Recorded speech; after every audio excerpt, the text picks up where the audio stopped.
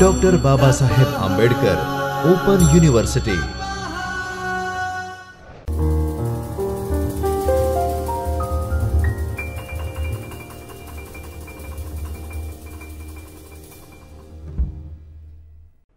नमस्कार दोस्तों, मैं doctor Manish Dubey, assistant professor school of education, doctor Baba Saheb Ambedkar open university में आप सबका हार्दिक स्वागत है।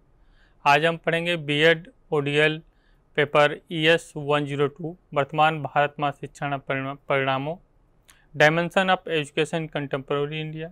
इसमें हम पढ़ेंगे ब्लॉक 3 यूनिट 11 मानव अधिकार शिक्षण या human rights education part 1।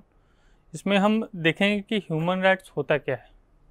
Basically हम अपने राइट्स की बात करेंगे, जो ह्यूमन है उसकी राइट्स क्या है, वो उसकी बात हम करेंगे। उसका एजुकेशनल राइट्स क्या है, इसकी बात करेंगे। तो इसमें हम क्या क्या पढ़ेंगे, इसमें देखते हैं कि हम जो आउटलाइन है हमारा, इसमें हम पढ़ेंगे कि ह्यूमन राइट्स इंट्रोडक्शन, उसका मीनिंग क्या है ह्यूमन राइट्स का, कंसेप्ट्स क्या है ह्यूमन राइट्स, कैरेक्टरिस्टिक क्या क्या है, उसके स्कोप क्या है, नेशनल ह्यूमन राइट्स कमीशन क्या है, ह्यूमन राइट्स फंक्शन क्या है, कितने प्रकार के ह्यूमन राइट्स होते हैं, objective of education for human rights, education का क्या ऑब्जेक्टिव है ह्यूमन राइट्स के लिए, nature of human rights in education, और लास्ट में इवोल्यूशन करेंगे। तो इन माध्यम से हम जानने की कोशिश करें कि ह्यूमन राइट्स होता क्या है।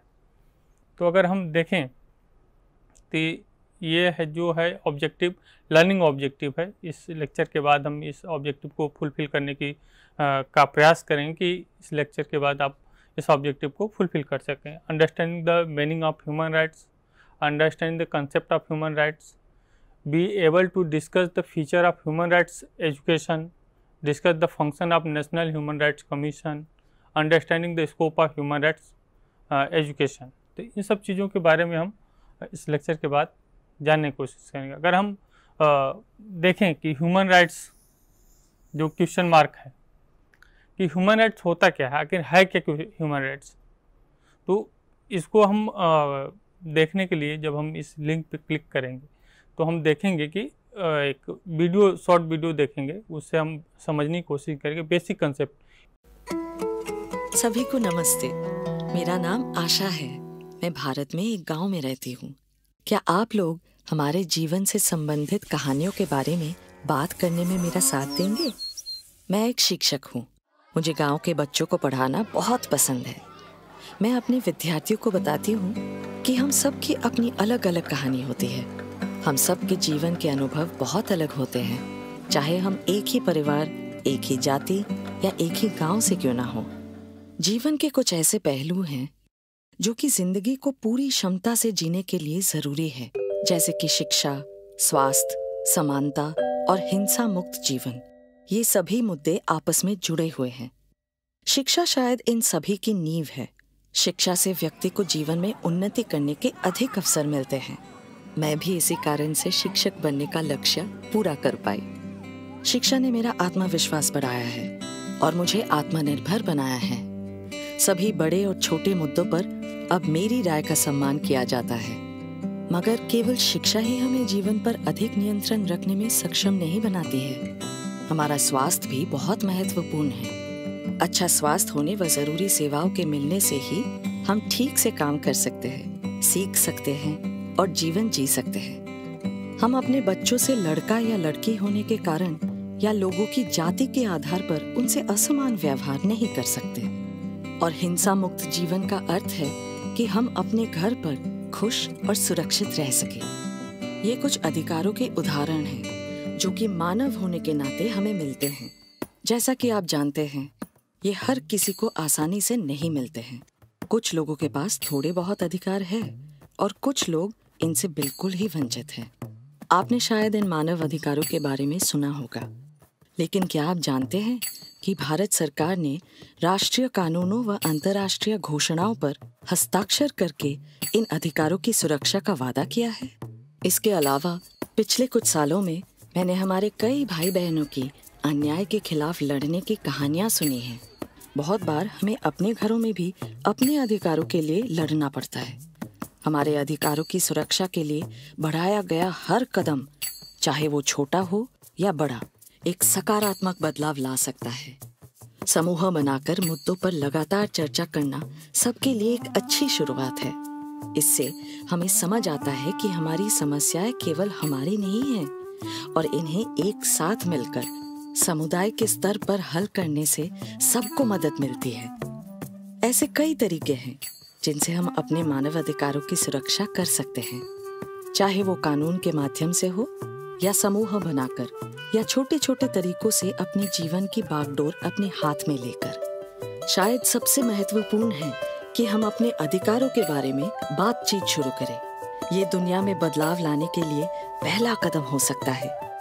तो आप सब कब और कैसे ऐसी बातचीत शुरू करने वाले हैं? आइए सब मिलकर बोलें। अपने अधिकारों को हमने जाना है, अब सबको इनके बारे में बताना है।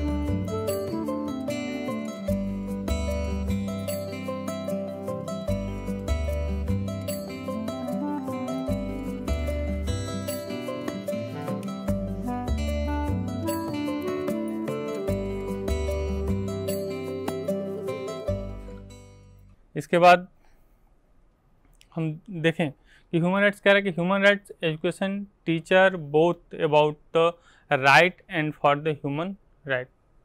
कह रहा है कि ह्यूमन राइट्स क्या है, ह्यूमन राइट्स एजुकेशन की बात हो रही है यहाँ पे। ह्यूमन राइट्स एजुकेशन जो है टीचर और student, teacher both about the human rights and for the human right. जो ह्यूमन राइट्स है अबाउट द ह्यूमन, ह्यूमन के लिए ह्यूमन राइट्स और फॉर द ह्यूमन राइट्स, दोनों के लिए ह्यूमन राइट्स कार्य करता है। तो दें इट्स गोल, इसका मेन गोल क्या है ह्यूमन राइट्स का, क्या इससे हम क्या प्राप्त कर सकते हैं, ऑब्जेक्टिव का मेन टारगेट क्या है ह्यूमन राइट्स का, मेन गोल की बात करेंगे तो understanding the human rights value, value of human, human की वैल्यू क्या है उसको हम जानने की कोशिश करेंगे। वैल्यू ऑफ ह्यूमन राइट्स इसकी जानने की कोशिश करेंगे। Take the action of promote defend human rights, और जो ह्यूमन राइट्स का गोल है वो कह रहा है कि ह्यूमन राइट्स का जो वैल्यू उसको जानने की कोशिश करेंगे और जो एक्शन है उसको प्रमोट करने की, उसको राइट जो ह्यूमन राइट्स का है उसको जानने की हम कोशिश करेंगे। मेन टारगेट ह्यूमन राइट्स का यह है। Human rights education involve the equipped reference to the human rights standard and norms. कौन कौन से नॉर्म्स हैं? Equality, participation and accountability.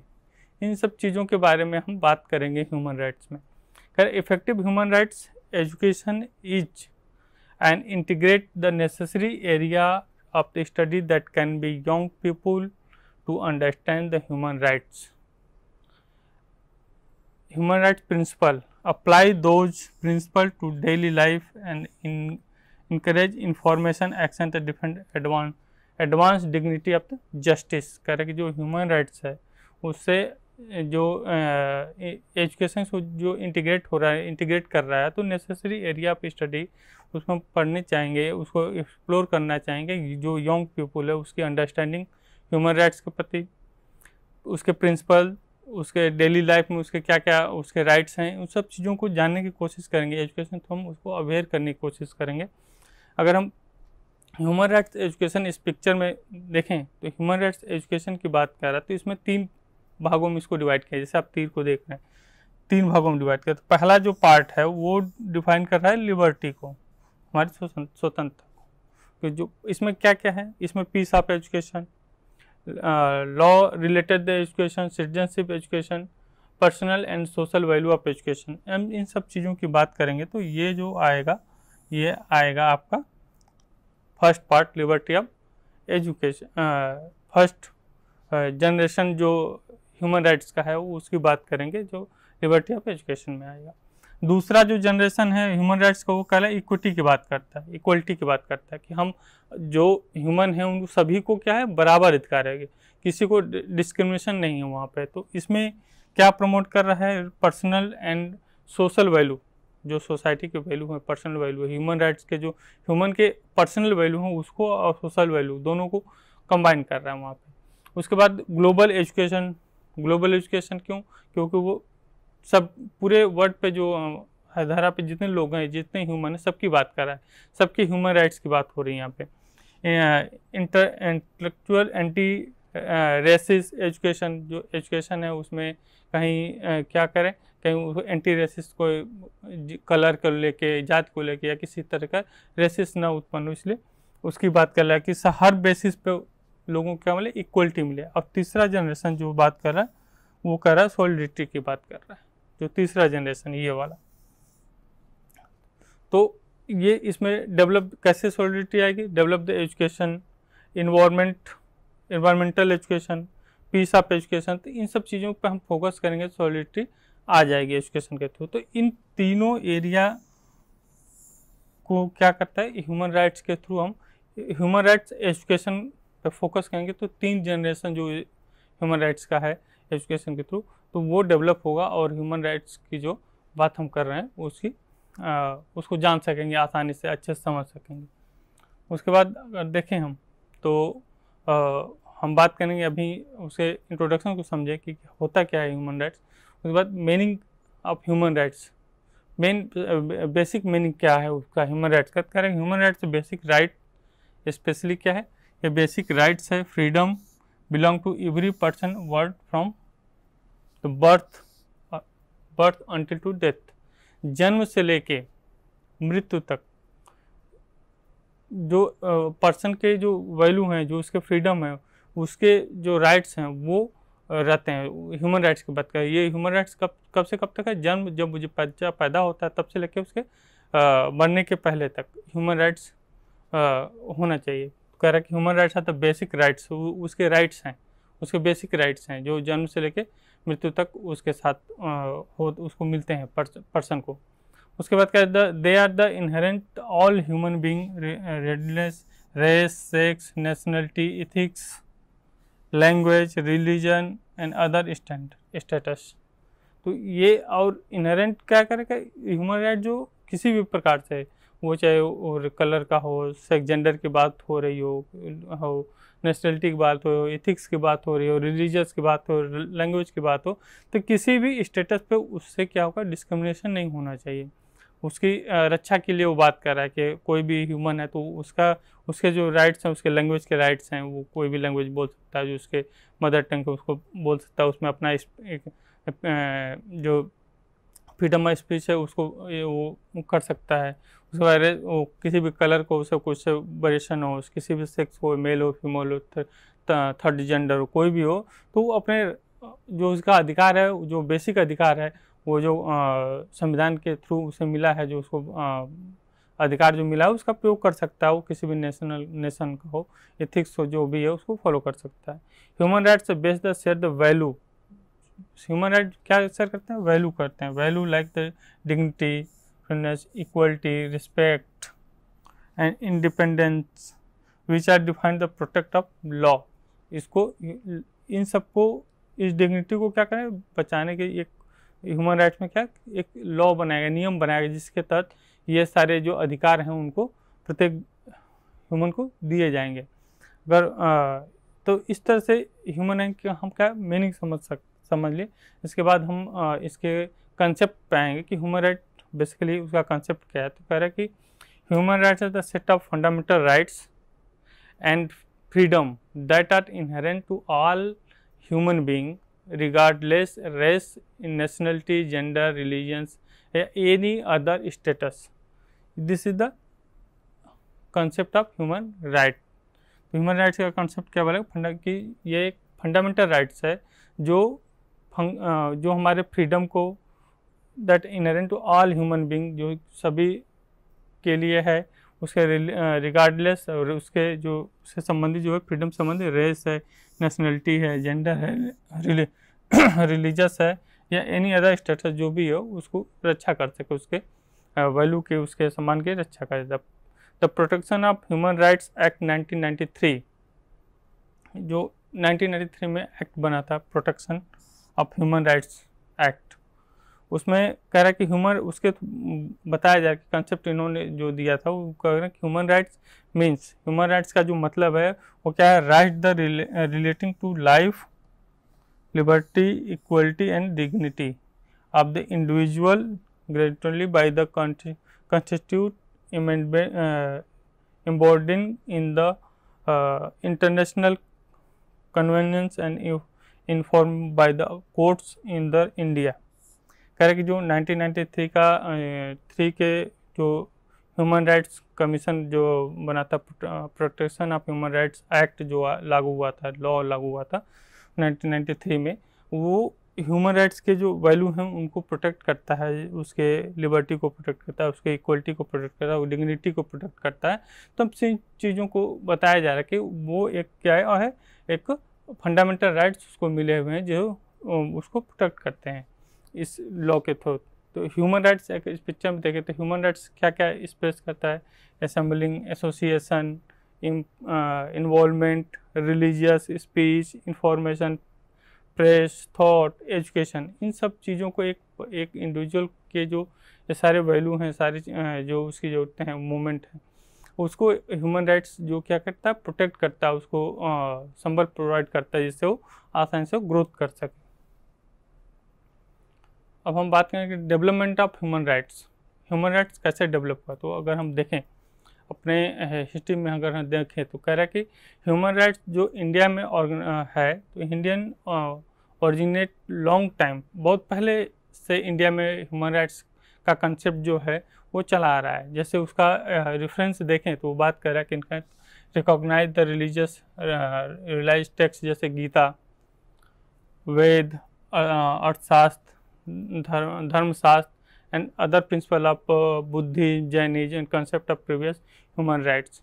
तो ये सारे जो हमारे जो संस्कृत जो हैं, हमारे जो रिलीजियस बुक्स हैं, गीता है, वेद है, अर्थ, वेद, गीता, धर्मशास्त्र, जो इन प्रिंसिपल है, इसमें क्या है, पहले से जो ह्यूमन राइट्स की बात ये पहले से कर रहे हैं। ह्यूमन को जो उसके वैल्यू है, उसके फीचर जो हैं वो पहले से दिया जा रहा है, उसमें पहले से वर्णन है। उसमें बुद्धिस्ट, जैनिज्म जो प्रिंसिपल से जो रूल्स उन्होंने बनाया वो ह्यूमन राइट्स, वो एक प्रत्येक इंडिविजुअल के राइट्स की बात कर रहे हैं कि ये पहले से हमारे रिलीजियस में, हमारे धर्म में, हमारे फिलॉसफी में हमारे पहले से दिया गया, इसकी बात कर रहे हैं। इंडिविजुअल के राइट्स की हम बात करते हैं तो उसका ओरिजिन जो है इंडिया में बहुत पहले से है। लेकिन ड्यूरिंग द ब्रिटिश पीरियड, कह रहा है कि जब ब्रिटिश आए भारत में तो उन्होंने क्या क्या की, सर्वल जो राइट्स है उसको क्या क्या वो उसको दबा दिए। जैसे रट modern human rights generation India, उसमें एक तो अपने हिसाब से वो ह्यूमन राइट्स को जनरेट करना शुरू किए। और जनवरी 24, 1947 Constitution Assembly vote from the advisory committee the fundamental rights with Sardar Patel as the chairman करके एक कमेटी बनी जब हमारा देश आज़ाद हुआ। तो उसमें जनवरी 24 आज़ाद होने पहले जो 1947 में जो एक कॉन्स्टिट्यूशन असेंबली वोट के लिए एक फंडामेंटल कमेटी, एक एडवाइजरी कमेटी बनाई गई, जिसके फंडामेंटल राइट्स के लिए बनाने के लिए एक एडवाइजरी कमेटी बनाई, जिसके जो चेयरमैन थे सरदार पटेल थे। इसमें जो फंडामेंटल राइट्स की बात जो हमारे कॉन्स्टिट्यूशन में जुड़ा है, उसमें उसको बनाने में जो लोग इंक्लूड वो थे doctor B.R. Ambedkar, B.N. Rao, doctor Baba Saheb Ambedkar, B.N. Rao, K.T. Shah, Harman Singh, K.M. Mohan Singh and other Congress इस पार्टी कमेटी। तो ये लोग क्या किए, मिल करके एक ह्यूमन राइट्स, कौन सा जो क्या है, जो फंडामेंटल राइट्स की बात कर रहे हैं, फंडामेंटल जो राइट्स हमको मिले हैं वो उस पर इस कमेटी के थ्रू ये इनके द्वारा वो बनाया गया ह्यूमन राइट्स। फंडामेंटल राइट्स हमारे क्या होने चाहिए, तो doctor Baba Saheb Ambedkar, B.N. Rao, K.T. Singh, ह्यूमन सिंह, हरमन सिंह, इन लोगों ने मिल के ह्यूमन राइट, फंडामेंटल राइट जो 1947 में दिया था। Term human rights which use the world war second, लेकिन जो अगर ह्यूमन राइट की टर्म की बात करें तो ये जो यूज हुआ, जो वर्ल्ड वार सेकेंड हुआ, तो उसमें क्या हुआ कि बहुत सारे लोग मारे गए। तो उस सब चीज़ों को देखते हुए कि ह्यूमन की का के उसकी वैल्यू, उसके राइट्स, उसे सब छीन गए थे उसमें, तो किसी प्रकार कोई वो नहीं था। तो उसको बचाने के लिए, ह्यूमन के अस्तित्व को बचाने के लिए उनको एक राइट प्रोवाइड किया। यूनाइटेड नेशन ने डिसाइड किया कि हम एक ह्यूमन राइट्स कमेटी बनाएंगे, जिससे वर्ल्ड वाइड ह्यूमन के राइट्स को बचाने के लिए उस पर बात की जाएगी। तो ये जो टर्म था ह्यूमन राइट, वो वर्ल्ड वार सेकेंड के जब हुआ उसके बाद से शुरू हुआ इसका करना। मैं after the adoption of universal declaration of human rights UDHR on the December 10, 1948 by the United nation के द्वारा 1948 को 10 दिसंबर को ये UDHR बना, जो ह्यूमन राइट्स के प्रोटेक्शन के लिए कार्य करेगा। इसमें जो इसके उसमें धीरे धीरे कार्य करता है। उसके बाद इसको डिफाइन किया गया। तो इन पर सर PP राव सेड, इन्होंने PP राव जो ने ह्यूमन राइट्स को अपने वर्ड में डिफाइन किया, तो उन्होंने कहा कि human rights are the inherent dignity in living rights all the member of the human family recognise that the fundamental of freedom, justice and peace. वही बात हो रही है कि ह्यूमन राइट उन्होंने अपने वर्ड में क्या कि ह्यूमन राइट कहाँ है, उसको अलग अलग शब्द में, जैसे उसके जो ह्यूमन है, जो इसकी जिसकी राइट्स की बात करें, उसको फ्रीडम मिलना चाहिए, उसको जस्टिस मिलना चाहिए, उसको पीस मिलना चाहिए, उसको इक्वलिटी मिलना चाहिए। तो इन सब चीज़ों की बात करें, उसकी जो रक्षा के लिए जो नियम बनाए गए उनको ह्यूमन राइट्स लॉ कहा जाता है। तो दूसरा हम देखेंगे कि कैरेक्टरिस्टिक क्या है ह्यूमन राइट्स के। तो जब कैरेक्टरिस्टिक की बात करेंगे, उसके गुण की बात करेंगे, तो हम कहें कि जो ह्यूमन राइट है वो यूनिवर्सल होना चाहिए, इनहेरेंट होना चाहिए, इंडिविजुअल होना चाहिए। जो ये सारे जो आप देख रहे हैं, ये कैरेक्टरिस्टिक है ह्यूमन राइट्स के, ये गुण होते हैं उसमें ह्यूमन राइट्स के। दूसरी हम बात करें कि जो ह्यूमन राइट्स को अगर और इसको आसानी से जो हम समझना चाहिए तो फिगर से समझ सकते हैं कि यहाँ पे ह्यूमन राइट्स मतलब क्या है, क्या इम्प्लीमेंट कर रहा है। फ्रीडम की बात कर रहा है, वेलबींग की बात कर रहा है, कोर्स वैल्यू, जो मेन वैल्यू है फ्रीडम ह्यूमन राइट्स का, तो उसमें क्या क्या चीज़ें आ जाती है उसकी। फिर उसके बाद उसके चारों ह्यूमन राइट्स के क्या है ऑब्जेक्टिव आएगा। पर्सनल फ्रीडम, फ्रीडम किस तरह, पर्सनल फ्रीडम जो इंडिविजुअल फ्रीडम की बात हो रहा है, पर्सनल सिक्योरिटी, सोशल रिकॉग्नाइजेशन। किसी भी, अब इसमें जाहिर सी बात है, नॉर्मल सी बात है, किसी भी अपने पे ही लगा आप सोचें तो आपकी जो फ्रीडम है उसकी बात हो रही है कि आपकी फ्रीडम क्या है, आपके आपकी सिक्योरिटी कितनी है। उसके बाद आपका जो रिकॉग्नाइजेशन है सोसाइटी में कितना रिकॉग्नाइज हो रहे हैं आप, उसका होना चाहिए। उसके बाद मटेरियल सब्सटेंशन, एलिमेंट्री इक्वलिटी आपको कितना मिल रही है, समाज कितना आपको इज्जत मिलता है, कितना सम्मान मिलता है, आपके लॉ जो है वो इक्वल है कि नहीं है। तो ये सब चीज़ों को आप देखेंगे तो ह्यूमन राइट्स का क्या है, ऑब्जेक्टिव एक तरह से जो आपके राइट्स को प्रोटेक्ट करते हैं या डिफाइन करते हैं। इसके बाहरी जो हम परत पे जाएंगे तो उस पर देखेंगे कि ह्यूमन राइट्स क्या है, policy, fair the trial of due the process, freedom, mercy, religious freedom, क्या क्या मिलना चाहिए पूरे। अगर हम कंट्री के हिसाब से देखें तो उसको द राइट्स ऑफ वर्क, काम करने का उसको मिलना चाहिए, उसको रिलीजियस फ्रीडम मिलना चाहिए, उसको सिक्योरिटी मिलनी चाहिए, उसको फ्रीडम ऑफ पढ़ने किसी भाषा में पढ़ सकता हो, किसी भाषा का प्रयोग कर सकता हो, फ्रीडम ऑफ द डिस्क्रिमिनेशन जो है उसको डिस्क्रिमिनेशन उसके साथ नहीं होना चाहिए, उसकी भी फ्रीडम होनी चाहिए, इक्वलिटी की बात होनी चाहिए, जस्टिस की बात होनी चाहिए, हेल्थ की बात होनी चाहिए, एजुकेशन की बात होनी चाहिए। तो इन सब बेसिस पे उसको क्या है, जो ह्यूमन राइट्स है उसके ये राइट्स के रूप में आएंगे। उसको जो ह्यूमन राइट्स लॉ है उसको इन चीज़ों को प्रोटेक्ट करता है और साइंस डिफाइन करता है कि ये सब चीज़ें जो है बेसिक नीड है ह्यूमन की, तो ये सब उसको मिलना ही चाहिए, उसके राइट्स हैं। तो उसकी बात क्या, तो ये कैरेक्टरिस्टिक जो है उसी को डिफाइन करता है कि आप इक्वलिटी एंड डिग्निटी उसकी हो, उसके बाद जस्टिस, अकाउंटेबिलिटी हो उसकी, रूल और जो लॉ है वो सबके लिए बराबर हो। तो सब ये जितने आप देख रहे हैं पॉइंट्स, ये क्या है, एक ह्यूमन राइट्स के कैरेक्टरिस्टिक है। दूसरे कार्य के स्कोप, अगर हम उसके गुण को पढ़ते तो उसके क्या स्कोप हो सकते हैं, तो उसकी हम बात करें कि scope of human right commission. तो जो ह्यूमन राइट कमीशन उसका क्या क्या स्कोप है, कह रहा है promote and protection of human rights. पहला स्कोप क्या कि हम जो राइट्स हैं, जो ह्यूमन के जो राइट्स हैं, जो इंडिविजुअल के राइट्स हैं, उसको क्या करें, प्रोटेक्ट कर रहे हैं। ये ह्यूमन राइट्स कमीशन का मेन स्कोप है। इन्वेस्टिगेशन है रिपोर्टिंग, किसी अगर कहीं कुछ हो रहा है, किसी समाज में घटना हो रही है, किसी ह्यूमन का वायलेशन हो रहा है, तो जो कमेटी बनी है, कमीशन बना है, उसका क्या करेगा, इन्वेस्टिगेशन करेगा कि किस स्तर पर हो रहा है ह्यूमन राइट्स।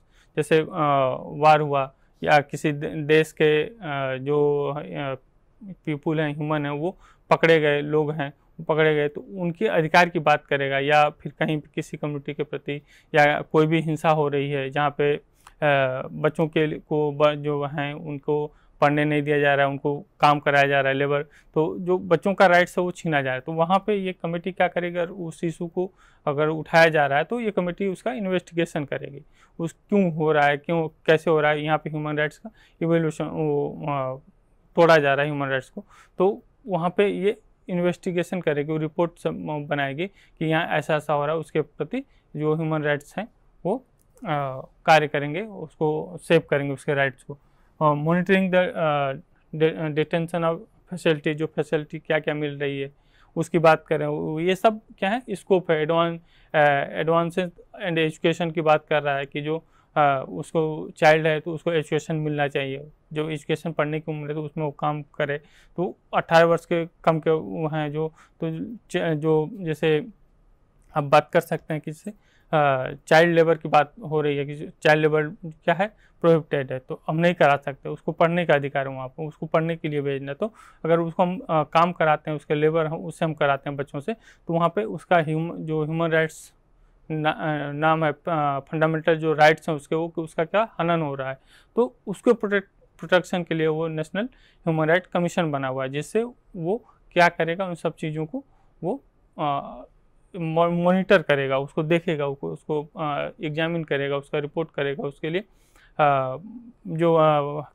पॉलिसी बनाएगा, रिकमेंडेशन गाइड करेगा, उसको पॉलिसी बनाएगा, उसके वैल्यू को समझेगा, तो इन सब ये सारे बहुत सारे स्कोप हैं जो ह्यूमन राइट कमीशन के हैं।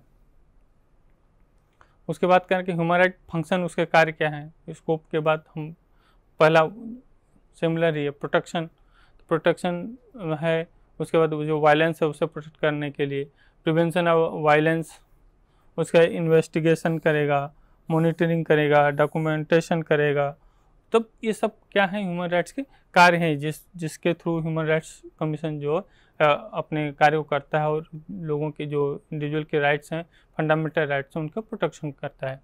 लीगल पॉलिसी हो गई, कैपेसिटी बिल्डिंग हो गया, तैयार करता है, एजुकेशन एंड ट्रेनिंग, ये सब। अब एजुकेशन ट्रेनिंग तो उस अवेयर करेगा लोगों को जागरूक किया जाएगा, एजुकेशन के थ्रू एजुकेट किया जाएगा, कि बताया जाएगा कि आपके राइट्स क्या हैं, आपके अधिकार क्या हैं, आप क्या क्या कर सकते हैं, आपके पढ़ने के अधिकार हैं, आपका हेल्थ का अधिकार है, आपको मिनिमम फूड जो है खाने की व्यवस्था होनी चाहिए, आपको रहने के लिए घर का होना चाहिए, तो ये सब आपको अधिकार है, ये गवर्नमेंट आपको प्रोवाइड करे, तो ये आप अपने अधिकार को जब जानेंगे तो उस चीज़ों का फ़ायदा उठा सकते हैं, उस चीज़ों का लाभ उठा सकते हैं आप, और अपने अधिकार की रक्षा कर सकते हैं। दूसरा क्या, टाइप ऑफ ह्यूमन राइट्स कितने प्रकार के होंगे, तो इसमें हम करेगा सिविल एंड पॉलिटिकल राइट्स। पहला बात कर रहा है सिविल एंड पॉलिटिकल राइट्स, इसमें क्या क्या हो सकता है, सिविल एंड पॉलिटिकल में क्या है, individual relationship with the government and the broader politics and legal then include. तो यहाँ पे जो सिविल प्रोटेक्शन राइट है, ये गवर्नमेंट के जो इंडिविजुअल के प्रति जो रिलेशनशिप है गवर्नमेंट थ्रू, तो उससे उसके पॉलिसी के थ्रू कैसे वो पॉलिटिकली उसको प्रमोट कर रहा है। फिर राइट टू लाइफ, ये भी उसका जीने का अधिकार जो है, right the not deprivation dependent of non once of the life, किसी के जो लाइफ है उससे राइट जीने का अधिकार जो है उससे छीना नहीं जा सकता। वो फ्रीडम ऑफ एक्सप्रेशन, जो बात करने की, अपने भावों को व्यक्त करने का, उसके लिए उसको फ्रीडम चाहिए, ये भी राइट्स में है। Right to fair and trial, freedom of religion, कौन से धर्म को करना चाहता है वो सब, ये क्या है, उसके राइट है। राइट टू वोट, किसको वोट देना चाहता है ये उसका अधिकार है, कि अगर चुनाव हुआ तो उस पर कोई प्रेशर नहीं कर सकता, उसका अधिकार है, वो किसको चुनना चाहता है, किसको वोट देना चाहता है, क्या करना चाहता है, ये उसका अधिकार। तो ये सारे जो क्या है टाइप्स ऑफ ह्यूमन राइट्स हैं, ये उसके अधिकारों में आते हैं, तो इसको वो इसके थ्रू वो ह्यूमन राइट्स क्या करता है, इंडिविजुअल के राइट्स को प्रोटेक्ट करता है। उसके बाद ये सब जो चीज़ें, collective and solidarity rights, right to self determination, right to development, cultural rights, religious language rights. तो ये सब सारे क्या उसके economics, social and cultural rights, ये सारे उसके राइट्स हैं, ये टाइप्स ऑफ राइट्स थे। तो importance of human rights and education, यहाँ बात हो रही है कि जो ह्यूमन राइट्स है और उसके एजुकेशन को लेके बात हो कि एजुकेशन इम्पोर्टेंस क्या है उसका, ह्यूमन राइट्स का एजुकेशन में। तो देखा जाए तो अवेयरनेस एंड अंडरस्टैंडिंग, अगर हम एजुकेटेड होंगे तो वो क्या करेंगे, अपने राइट्स के प्रति क्या होंगे, अवेयर होंगे, अंडरस्टैंड उसको जानेंगे, उस चीज़ों को समझने की कोशिश करके एम्पावर होंगे। जब हम एजुकेटेड होंगे तो अपने जब राइट्स को जानेंगे तो हम एम्पावरमेंट हमारा बढ़ेगा। Prevent the discrimination and proceeding, तो अगर हम एजुकेटेड हैं, अपने राइट्स को जानते हैं, एम्पावर हुए, तो हमारा जो डिस्क्रिमिनेशन है वो कम होगा धीरे धीरे। तो एक दूसरे से लिंकेज है इन सारी चीज़ें। तो एक जब आप एजुकेशन के थ्रू आएंगे तो अपने एजुकेटेड होंगे, उन अवेयर होंगे, उन चीज़ों के बारे में जानेंगे तो आप एम्पावर होंगे, आप अपने आपके साथ डिस्क्रिमिनेशन नहीं होगा। जो conflict resolution and peace building, आप जो है कोई भी कन्फ्लिक्ट है उसको ख़त्म करने की कोशिश करेंगे, पीस बिल्डिंग करने की कोशिश करेंगे। Promotion of the social justice को प्रमोट करेंगे, जो बहुत ज़रूरी है एक सोसाइटी को डेवलप करने के लिए, अच्छे कंट्री को डेवलप करने के लिए।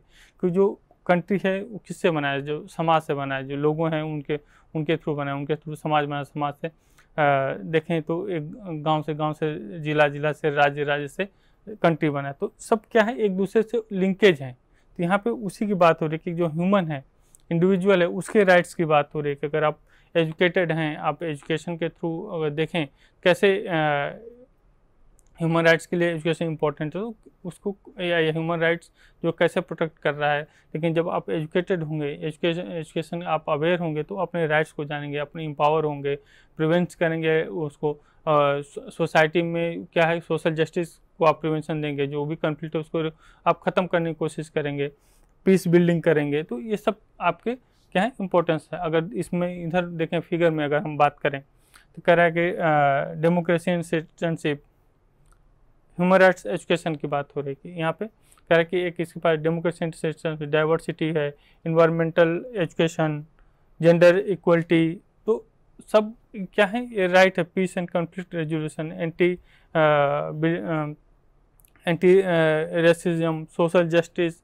तो ये सारे चीज़ों को हम क्या कर सकते हैं, ये अपने अधिकार पर जान सकते हैं, चीज़ों को समझ सकते हैं और उसको और स्ट्रॉन्ग बना सकते हैं हम एजुकेशन के थ्रू सोशल ह्यूमन राइट्स को। उसके ऑब्जेक्टिव की बात करें, objective of education for the human right. तो एजुकेशन का क्या ऑब्जेक्टिव होना चाहिए ह्यूमन राइट्स को जानने के लिए, ह्यूमन राइट्स को प्रमोट करने के लिए। तो उसमें कह रहा है कि पहला करें education for human rights serve several important objective each of the promotion understanding, किसके लिए जो ऑब्जेक्टिव बनेगा किसके लिए, अंडरस्टैंडिंग के लिए, अवेयरनेस के लिए, respect of human right principle. इन सब चीज़ों को जानने के लिए एजुकेशन का जो ऑब्जेक्टिव है ह्यूमन राइट के प्रति वो क्या क्या है। तो कह प्रमोटिंग अवेयरनेस एंड अंडरस्टैंडिंग, पहला प्रमोट करा किसको, अंडरस्टैंडिंग किसके प्रति, उसके राइट्स के प्रति, उसका डिस्क्रिप्शन है आगे। उसके बाद क्या, fostering culture and respect the dignity, उसकी डिग्निटी क्या है, उसके कल्चर क्या है, उसकी बात कर रहा है यहाँ पे। एम्पावरिंग द इंडिविजुअल को एम्पावर करेगा।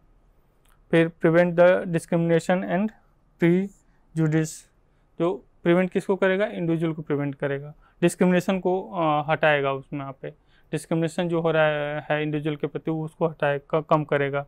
Equipping individual for the active citizenship, जो सिटीजन है उसको एक्टिव सिटीजनशिप में कन्वर्ट करेगा, जिससे जो सोशल वैल्यू है, सोशल जस्टिस है वो इंक्रीज होगा।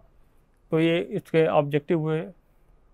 वह nature of human rights in education देखें तो नेचर की बात करें तो होलिस्टिक अप्रोच होना चाहिए, वैल्यू बेस होना चाहिए, क्रिटिकल थिंकिंग एंड रिफ्लेक्शन होना चाहिए। फिर उसके बाद कह रहा है कि एम्पावरिंग एंड एजेंसी होनी चाहिए, प्रैक्टिकल एप्लीकेशन होनी चाहिए।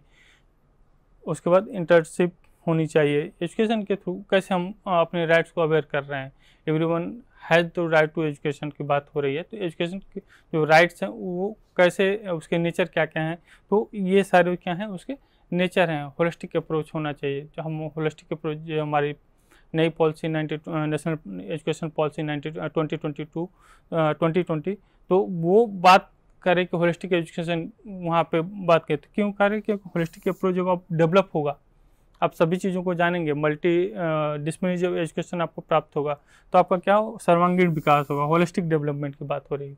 आप स्किल्ड होंगे, आप एजुकेटेड होंगे, आप अवेयर होंगे, तो हर तरह से जब आपका सर्वांगीण विकास होगा तो आप चीज़ों को समझेंगे, जानेंगे। तो ये आपके क्या है कि ह्यूमन राइट्स के नेचर हैं। उसके बाद इस लेक्चर को पढ़ने के बाद हम अगर एवोल्यूशन पार्ट की बात करें तो हम समझ सकते हैं, आप इसको आसानी से डिस्प्लेन कर सकते हैं कि what is the concept of human rights के कंसेप्ट क्या क्या हैं, explain the important of human rights, उसकी इंपॉर्टेंस क्या है, explain the objective of education for the human rights क्या है। इसको आप आसानी से कर सकते हैं। इसी के साथ नमस्कार।